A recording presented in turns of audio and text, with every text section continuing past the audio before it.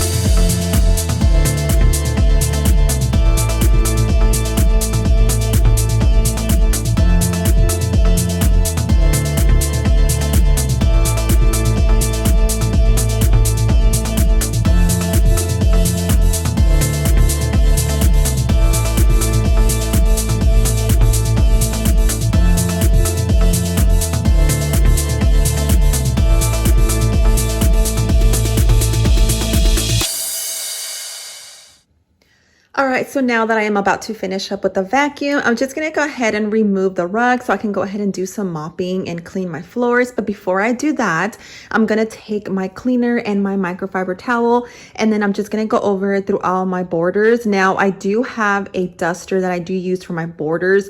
That way I'm not bending down and, doing all that. But I just think they need like an extra wipe down because they are stained in some areas, and I like to keep them very bright and clean. So I'm just gonna go down here and just wipe them down with my all-purpose cleaner, and then once we do that, we're gonna go ahead and do some mopping.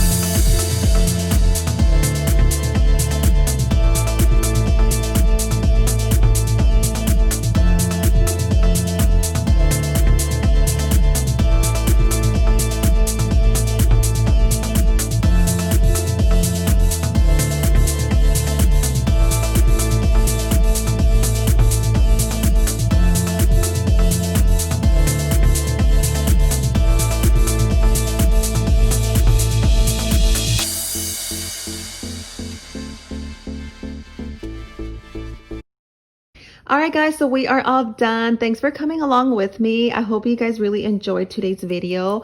Please give me a like if you guys did, and don't forget to subscribe to my channel for more upcoming videos. Thanks again. I'll see you guys in a few days.